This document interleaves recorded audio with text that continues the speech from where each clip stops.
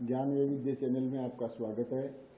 आज हम दूसरा अध्याय वास्तविक संख्याओं के बारे में जानकारी प्राप्त करेंगे। इसमें कुछ एक नई विधि है, यूक्लिड विभाजन एल्गोरिथम विधि के द्वारा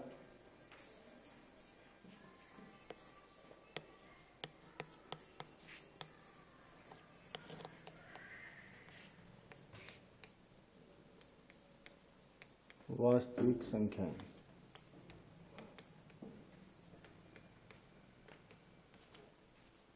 इसमें एक विधि है यूक्लिड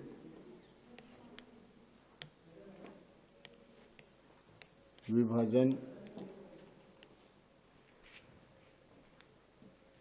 प्रमेय का, जो जिसका सूत्र है भाज्य बराबर भाजक गुणा भागफल प्लस शेषफल।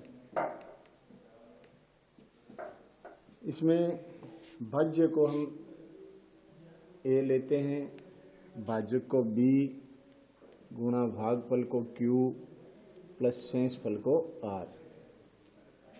तो यूक्लिड विभाजन प्रमेय का एक चरणों की श्रृंखला है जो हमें किसी समस्या को हल करने की विधि प्रदान करती है। उसे हम यूक्लिड विभाजन प्रमेय का या एल्गोरिथम कहते हैं। अब इससे संबंधित एक प्रश्न लेंगे। दर्शाइए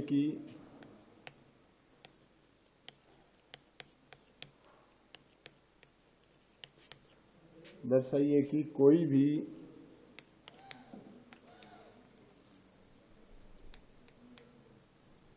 धनात्मक पूर्णांक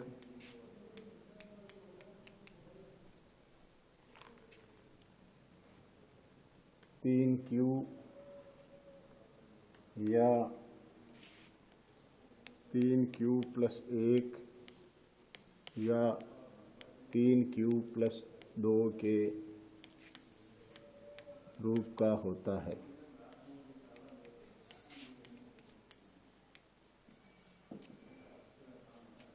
जहां q कोई पूर्णांक है, q कोई पूर्णांक है।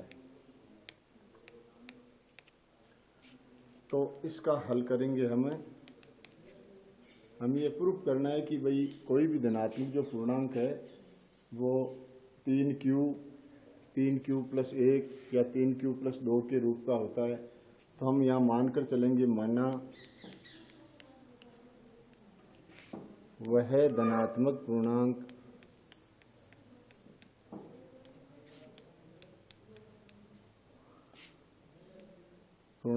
a है तथा भाजक b बराबर 3 है तथा शेषफल r है। तो यूक्लिड विभाजन प्रमेय का क्या कहती है? तो a बराबर बी क्यू प्लस आर होगा। क्योंकि आर शेषफल है, अतः आर है वो भाजक से छोटा होगा। शेषफल हमेशा भाजक से छोटा होता है। तो भाजक क्या है? 3 है। तो आर शेषफल है, अतः आर का मान 0 हो सकता है, 1 हो सकता है, 2 हो सकता है। तो ये 3 मान प्राप्त होंगे क्योंकि शेषफल हमेशा भाजक से छोटा होता है। इसलिए यूक्लिड विभाजन क्या कहती है? यूक्लिड विभाजन विधि से a बराबर बी क्यू प्लस आर। तो b का मान कितना है? 3 है।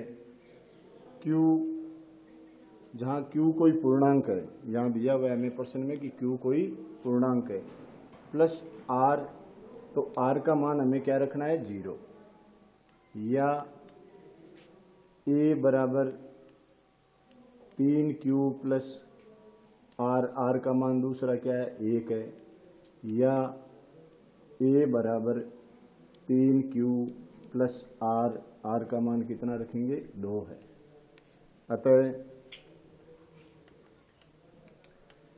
a बराबर इसमें 3q हो गया, या 3q प्लस 1 हो गया, या 3q प्लस 2 होगा। तो हम ये प्रूफ कर चुके हैं कि भाई कोई भी धनात्मक पूर्णांक 3a, धनात्मक पूर्णांक हमने क्या माना? a, तो a का मान है वो 3q आ गया, 3q प्लस 1 आ गया, 3q प्लस 2 आ गया। तो ये प्रूफ हो गया। अब लेते हैं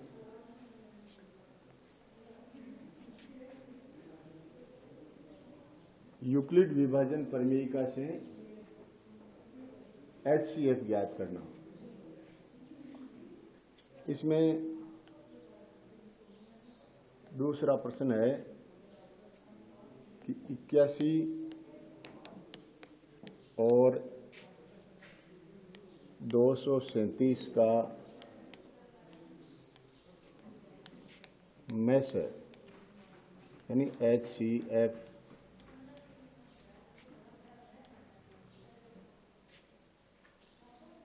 यूक्लिड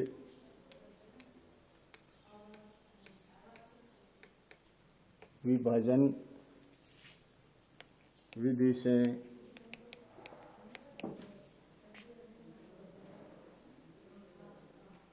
विधि का प्रयोग कर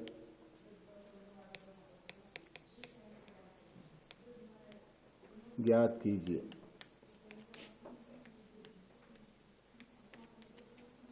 तो यूक्लिड विभाजन विधि क्या है? चरणों की एक श्रृंखला है। हमें पहले ये देखना है कि जो दो संख्याएं दी गई है, इनमें एक संख्या छोटी है, दूसरी संख्या बड़ी है, तो हम इसको चरणों के माध्यम से हल करेंगे और दूसरी विधि भाग विधि के द्वारा भी इसको हल कर सकते हैं। तो हम लिखेंगे कि भाई 237 है वो बड़े हैं 81 से, इसलिए हम यहाँ यूक्लिड विधि लगाएंगे। विभाजन विधि से इसमें वही सूत्र लगेगा, भाज्य बराबर भाजक गुणा भागफल प्लस शेषफल। और इन चरणों को हमें तब तक चलाना है जब तक शेषफल 0 प्राप्त न हो जाए। तो चरण पहला आएगा,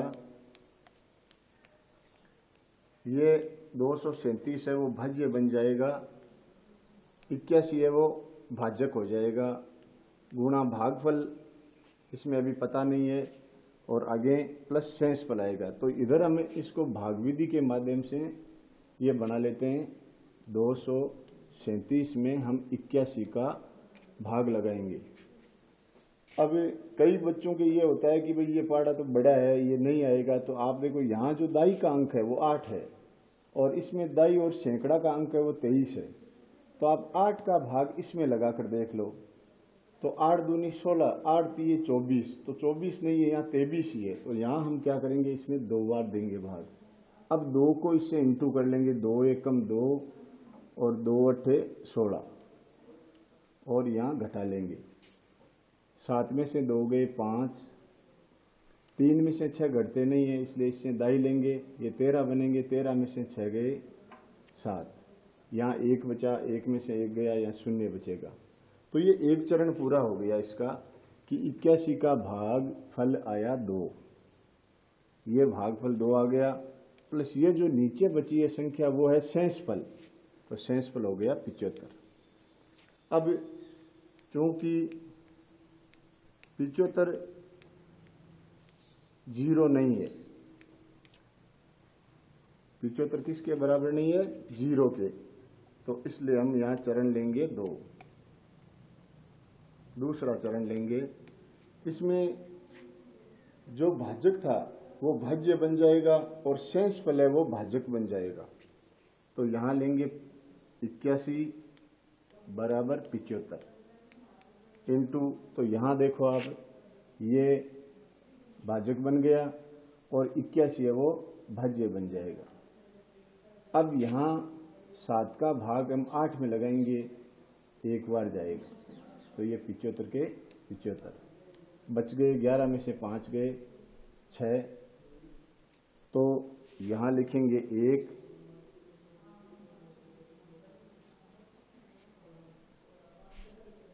प्लस 6।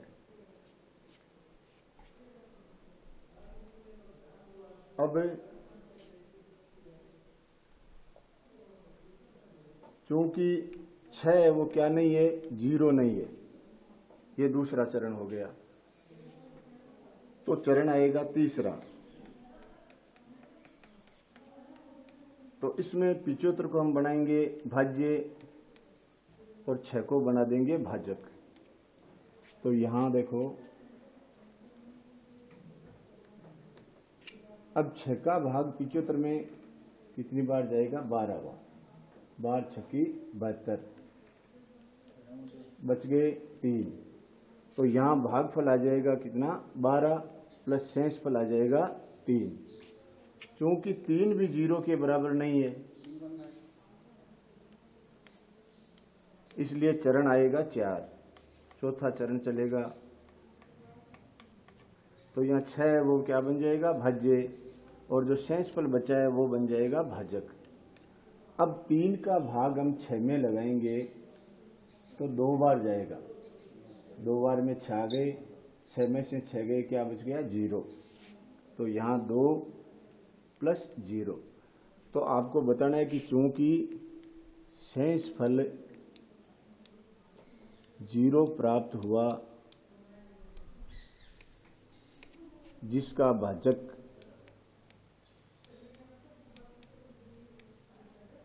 3 है, यानी 3 का भाग पूरा पूरा गया है। यहाँ पर 81 का पूरा पूरा नहीं गया, 75 का पूरा पूरा नहीं गया, 6 का पूरा पूरा नहीं गया, 3 का पूरा पूरा गया है, तो भाजक है वो 3 है।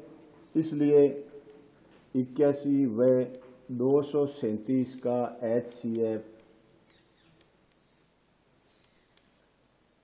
बराबर 3 होगा, ये इसका उत्तर हो जाएगा।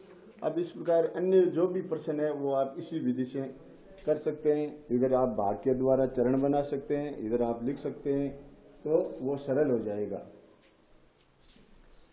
अब लेते हैं एक अन्य प्रश्न, इसी से संबंधित है।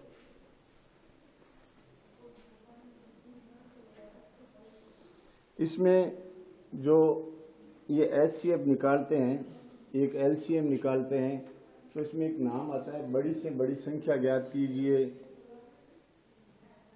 जिसका इन दोनों संख्याओं को विभाजित कर सके। वो छोटे से छोटे संख्या ज्ञात कीजिए जिसमें इन दोनों संख्याओं का पूरा पूरा भाग जाता है, या इन दोनों संख्याओं से वो पूरी पूरी विभाजित होती है। तो जब बड़ी से बड़ी संख्या ज्ञात करनी पड़ती है और उस संख्या से दी गई संख्याएं विभाजित होती है तो वो होता है HCF। और छोटी से छोटी संख्याएं हम जब ज्ञात करते हैं और उसमें दी गई संख्याओं का भाग पूरा पूरा जाता है, वो होता है LCM, लेसर। तो एक प्रश्न है, यूक्लिड विभाजन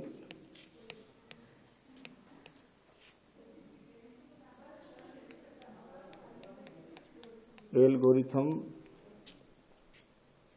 के प्रयोग से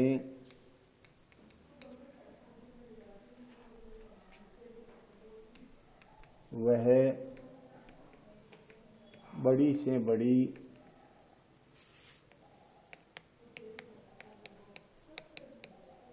संख्या ज्ञात कीजिए जिससे दो संख्याओं 650 तथा 1170 को विभाजित किया जा सके।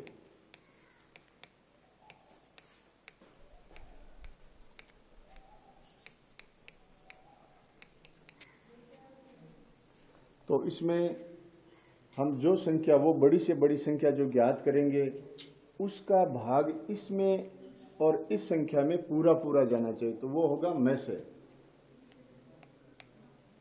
क्योंकि हल करेंगे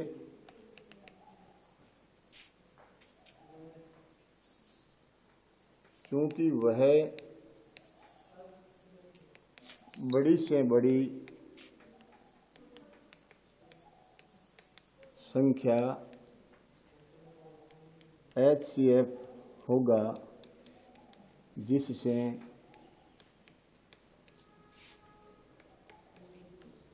दोनों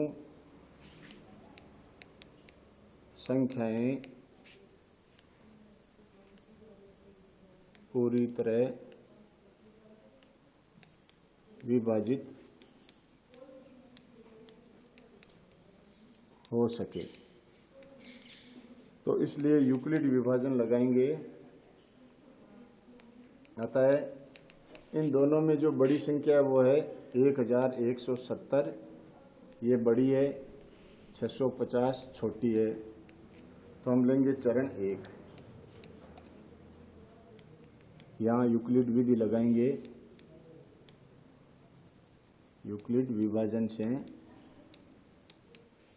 तो चरण 1 आएगा 1170 बराबर 650 गुणा, यहाँ देखिए ये 1170, ये 650। तो 6 का भाग यदि हम 11 में देते हैं तो एक बार ही जाएगा। 6 कम 6, 6 दूनी 12, यहाँ 11 ही है, तो यहाँ आएगा 650।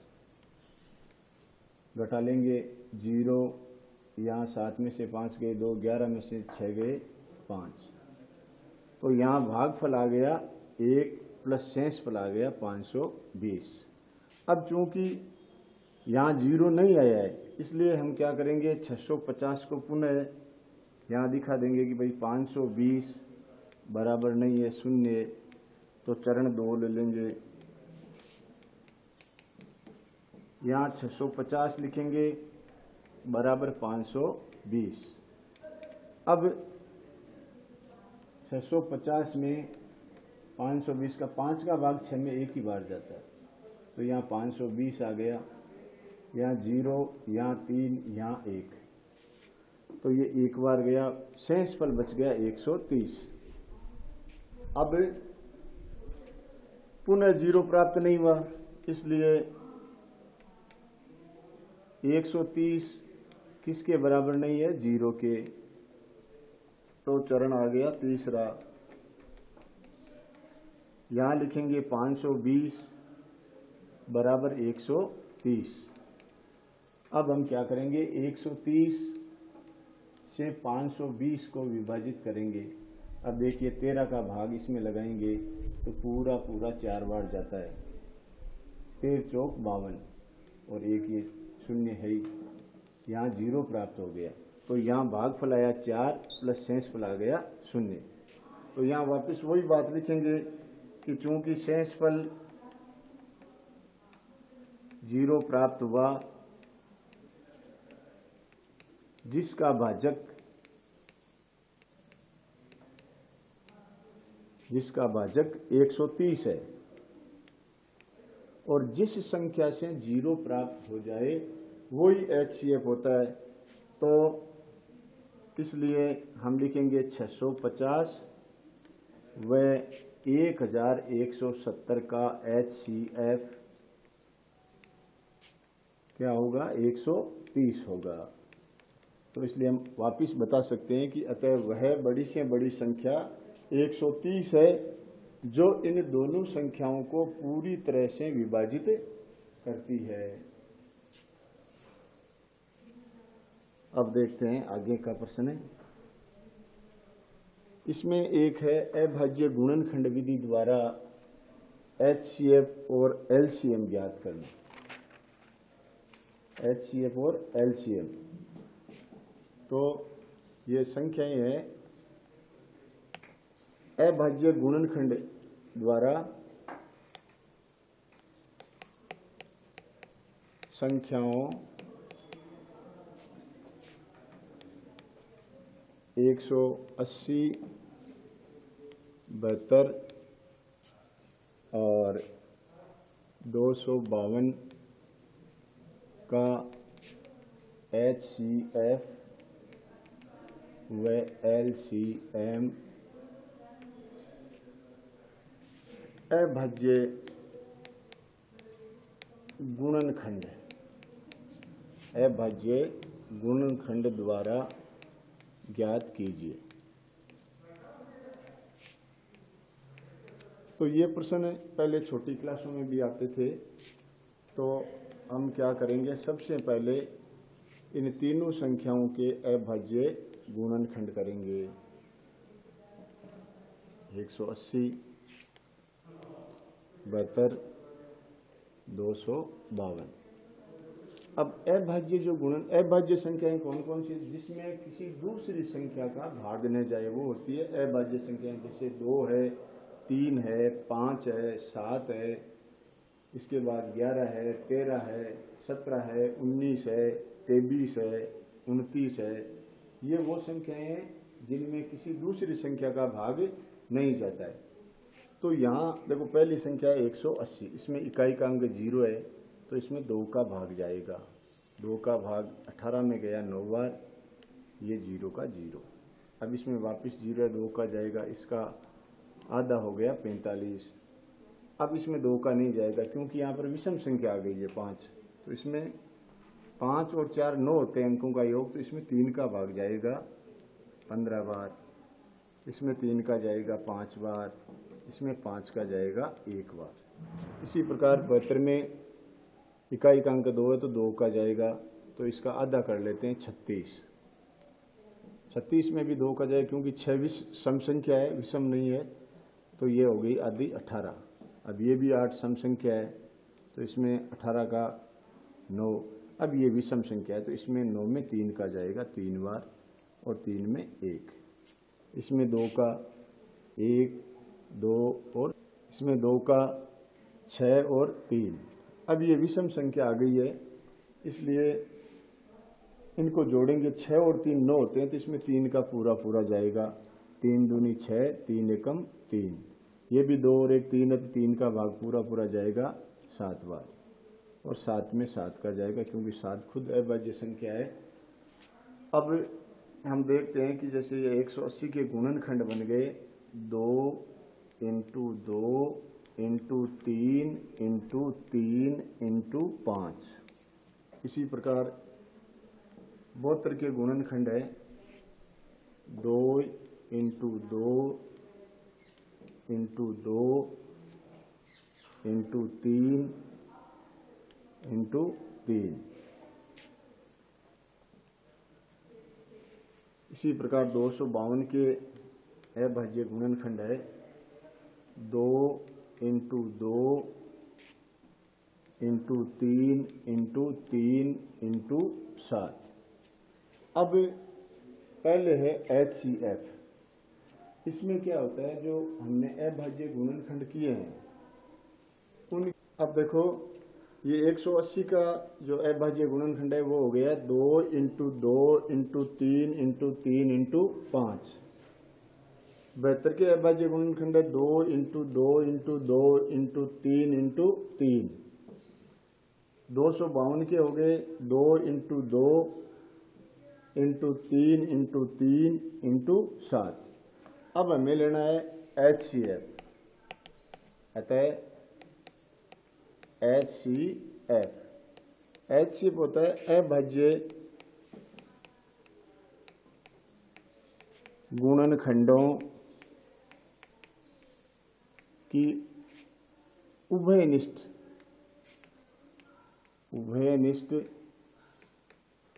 घातों का गुणनफल। तो हम देखते हैं कि भाई इसमें उभयनिष्ठ क्या है। इन तीनों में देखो दो उभयनिष्ठ है, ये दो भी उभयनिष्ठ है।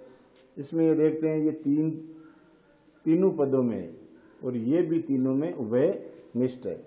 तो यहाँ हो गया 2 × 2 × 3 × 3, तो इनका गुणनफल हो गया 4, इनका हो गया 9, तो इनका मान आ गया 36। ये इनका हो गया HCF बोल दो या मैस है बोल दो। अब आपको निकालना था लेस है LCM, तो LCM क्या होता है अभाज्य गुणनखंडों की अधिकतम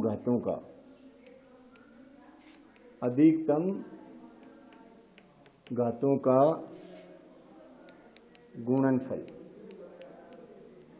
यानी हमें देखना है कि भाई किस संख्या में 2 सबसे अधिक बार आया है, 3 अधिक बार आया है, 5 अधिक बार आया है, 7 अधिक बार आया है। तो 2 हम देखते हैं इसमें 2 ही बार है, इसमें कितनी बार है 3 बार, तो ये अधिकतम है 2 × 2 × 2। फिर 2 के बाद 3 देखेंगे, 3 इसमें भी 2 बार है, इसमें भी 2 बार है, इसमें भी 2 बार, तो अधिकतम कितने हो गए 2 बार। इसके बाद 5 को देखेंगे, 5 इसमें आया है, इसमें नहीं है, इसमें भी नहीं, तो 5 अधिकतम कितनी बार है 1 बार। उसके बाद क्या अंक है 7 है, तो 7 अधिकतम कितनी बार है 1 बार। अब इनका हम क्या करेंगे गुणनफल कर लेंगे, तो वो आ जाएगा LCM। तो देखिए इनका गुणनफल हो गया 8, इनका हो गया 9, इनका गुणनफल हो गया 35। अब इनको अलग से गुणा कर लेते हैं। 35 को 8 से गुणा करते हैं, 8 × 5 = 40, 24 और 4 = 28।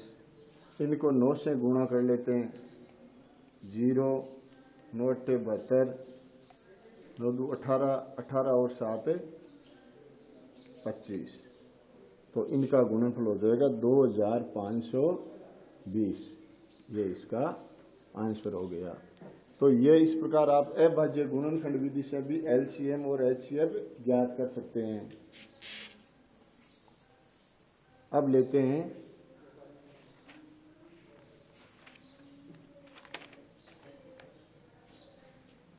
अपरिमेय संख्या।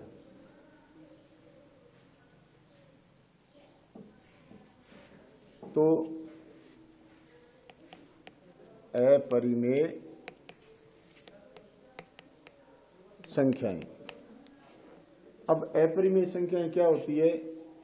वे संख्याएं जिनका दशमलव प्रसार अशांत और अनावर्ती हो। अपरिमेय संख्याएं वे संख्याएं जिनका दशमलव प्रसार अशांत हो और अनावर्ती हो, वो अपरिमेय संख्याएं कहलाती है। तो इसमें एक प्रश्न है कि सिद्ध कीजिए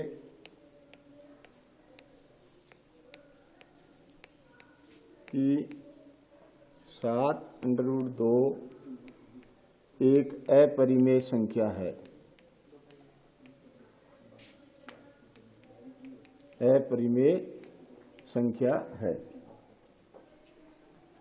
तो सबसे पहले आपको क्या करना है, हमें इसको एक परिमेय संख्या मानना है कि माना 7√2 एक परिमेय संख्या है। अब देखिए परिमेय संख्या क्या होती है? जो पूर्णांकों से बनी हुई है। पूर्णांक होते हैं जिसके अंश और हर है वो पूर्णांक हो और हर कभी भी 0 नहीं हो, तो वो होती है परिमेय संख्या। और अपरिमेय संख्या जिनका दशमलव प्रसार अशांत हो अनावर्ती हो वो होती है अपरिमेय, यानी ये P/Q के रूप में व्यक्त नहीं की जा सकती। तो इसको हमने एक परिमेय संख्या माना है जिसके दो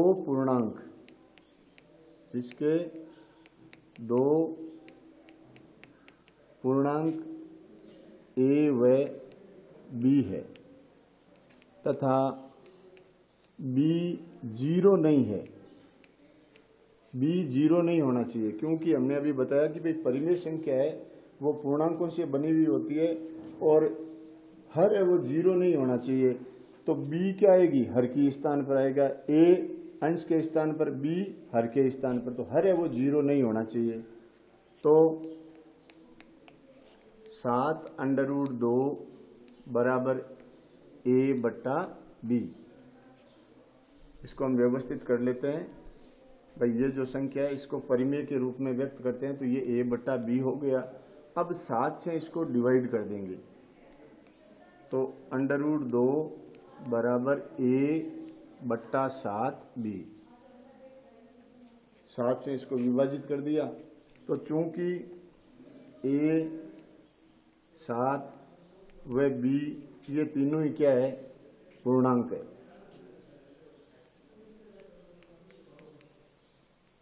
है, अतः A/7B एक परिमेय संख्या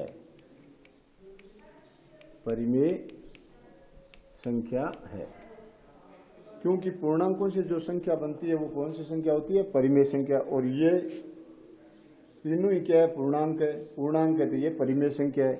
तो अब देखिए इस संख्या के बराबर में ये है, तो √2 भी एक परिमेय संख्या होगी।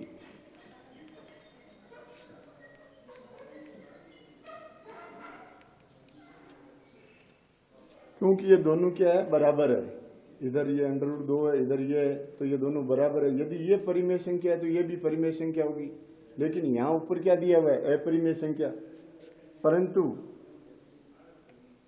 परंतु यह इस कथन का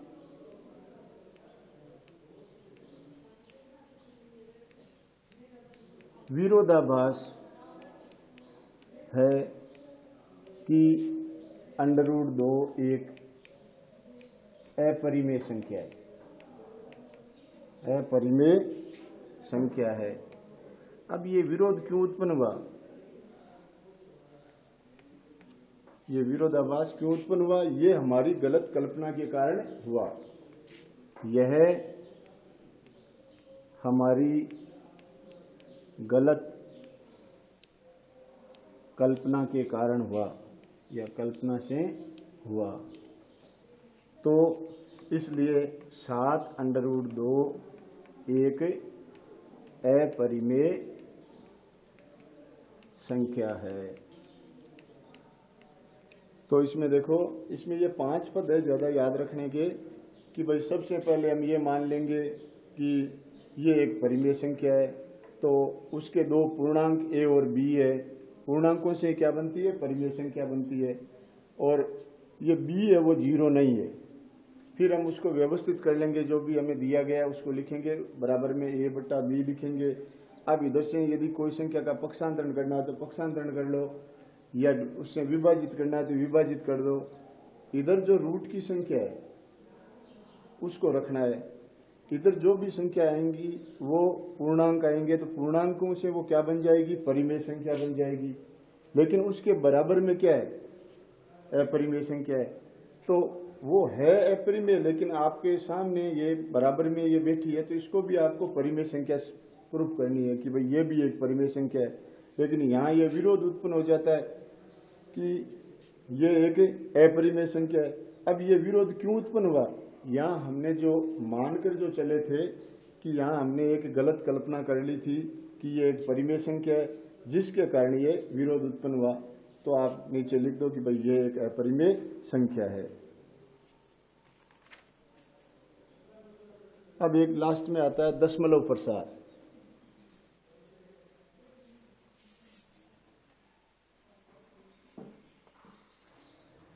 परिमेय संख्याओं का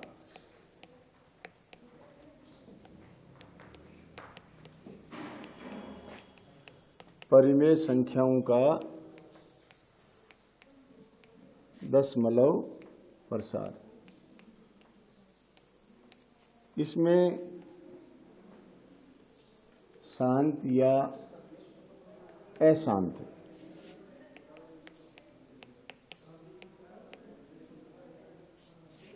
ज्ञात करना।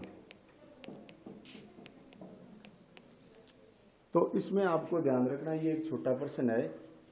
आपको कोई संख्या या एक परिमेय संख्या दी गई होगी, उसमें आपसे पूछेंगे कि भाई ये इसका दशमलव प्रसार शांत है या अशांत है। तो उसमें आपको ये ध्यान रखना है कि भाई आप जो भी परिमेय संख्या दी गई है उसके हर का आप अभाज्य गुणनखंड कर लो, और यदि हर का जो गुणनखंड है वो 2 और 5 के रूप का हो, 2 की घात m गुणा 5 की घात n के रूप का हो, यानी 2 और 5 के रूप में है, तो उसका दशमलव प्रसार क्या होगा? शांत होगा। अन्यथा उसका दशमलव प्रसार अशांत होगा। इसमें कई बार कुछ IQ के प्रश्न दे देते हैं। जैसे हम पहले एक प्रश्न करते हैं कि भाई 17/8 परिमेय संख्या का दशमलव प्रसार शांत है या अशांत। तो हम हल करेंगे 17/8। इसमें हम देखते हैं ये ऊपर की संख्या अंश है, ये हर है, तो हर के हम क्या करेंगे? अभाज्य गुणनखंड। तो 8 के गुणनखंड करते हैं तो इसके गुणनखंड आते हैं 2 × 2 × 2, तो ये बन गई 17/2 की घात 3। अभी हमने देखा कि यदि हर के अभाज्य गुणनखंड 2 और 5 के रूप के हो तो उसका दशमलव प्रसार क्या होता है? शांत। तो हम बता देंगे कि भाई चूंकि इसका दशमलव प्रसार है वो 2 की घात 3 और 5 की घात 0, क्योंकि यहाँ 5 नहीं आया है तो 5 की घात हम 0 लगा देंगे, तो इसका दशमलव प्रसार क्या होगा? शांत। अब एक दूसरा प्रश्न है, जैसे हमें दे दिया 6/15 का दशमलव प्रसार शांत है या अशांत?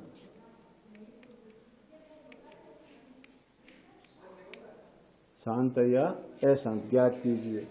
तो यहां हम क्या करते हैं? इस नियम के अनुसार यहां हम देखते हैं कि भाई यहां हमने पढ़ा कि यदि हर का अभाज्य गुणनखंड 2 और 5 के रूप का है तो उसका दशमलव प्रसार शांत होता है। तो बच्चे क्या करते हैं कि 15 के गुणनखंड करते हैं और इसके गुणनखंड आ गए 3 × 5 और वो अशांत लिख देते हैं।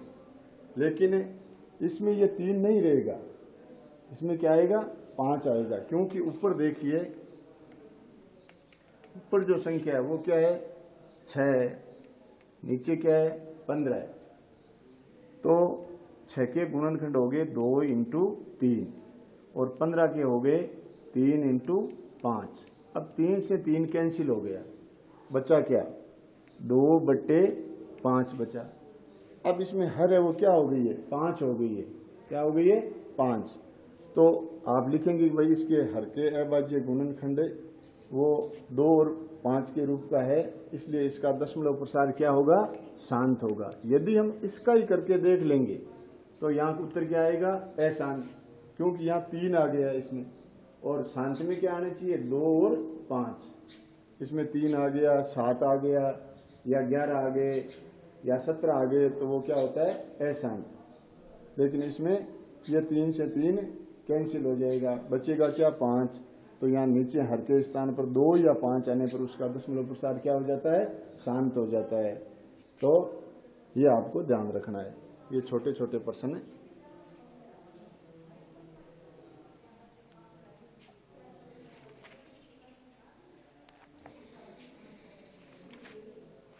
अब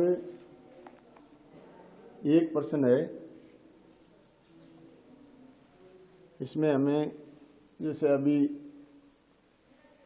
HCF और LCM देखा, उससे संबंधित है कि यदि दो संख्याओं का गुणनफल 1080 है तथा उनका HCF 30 है, तो LCM ज्ञात करो।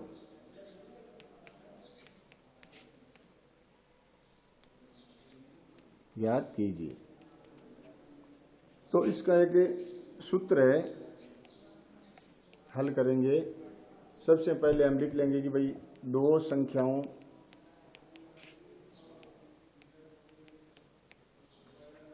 हो जाएगी A और B का गुणनफल बराबर है 1080 तथा HCF बराबर है 30। ज्ञात करना है LCM, पता नहीं है, खाली है। तो इसका हम सूत्र बनाएंगे LCM गुणा HCF बराबर A गुणा B, यानी दो संख्याओं का गुणनफल, दो संख्याओं का गुणनफल। तो यहाँ पर LCM पता नहीं है, हमें ज्ञात करना है। HCF क्या है? 30 है, बराबर दो संख्याओं का गुणनफल दिया हुआ है 1080। अब बाएं पक्ष में जो ये गुणांक में LCM के गुणांक में 30 है, इससे इसको विभाजित कर देंगे। LCM बराबर 1080 बट्टे 30, 0 से 0 कैंसिल हो गया।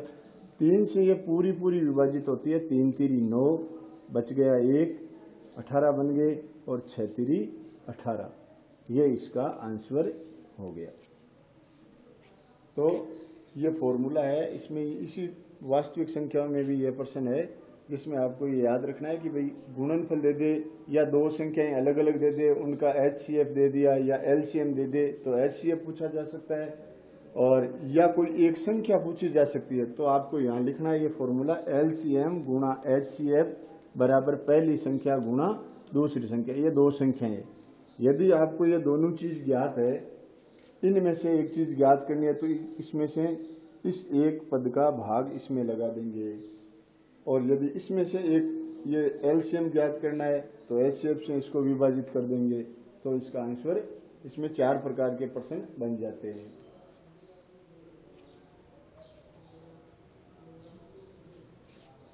अब एक लास्ट प्रश्न है, परिमेय संख्या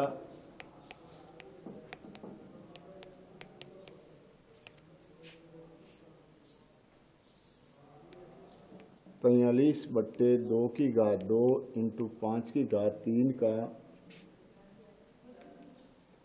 10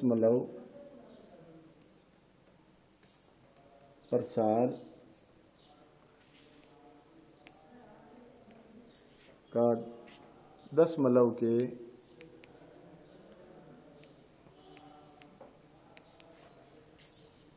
कितने अंकों पश्चात अंत होगा। तो इसमें ये परिमेय संख्या है, ये परिमेय संख्या है 43 बट्टे 2 की घात 2 इंटू 5 की घात 3। इसमें क्या सिस्टम होता है कि जो हर के अभाज्य गुणनखंड हमने देखा कि भाई 2 और 5 के रूप के होने चाहिए और इनकी घातें बराबर होनी चाहिए। जैसे यहाँ 2 घात है, यहाँ 2 होनी चाहिए, लेकिन इसमें बड़ी घात कौन सी है? 3 है, तो इसके भी क्या होनी चाहिए? 3 होनी चाहिए। तो इसमें आपको ये करना पड़ेगा कि भाई हर के अभाज्य गुणन 2 और 5 में 5 की घात अधिक है, 5 की घात अधिक है, और जिसकी घात अधिक होगी उतने अंकों पश्चात आपको क्या लगाना है, दशमलव का चिन्ह लगाना है। तो आपको यहां उत्तर लिखना है 3 अंकों पश्चात, 3 अंकों पश्चात, क्योंकि यहां की घात कितनी है, इसमें 3 है, और 3 है तो आपको कितने अंकों पश्चात, 3 अंकों पश्चात दशमलव लगेगा। बस ये छोटे छोटे प्रश्न है, 1 नंबर के इसमें से आते हैं।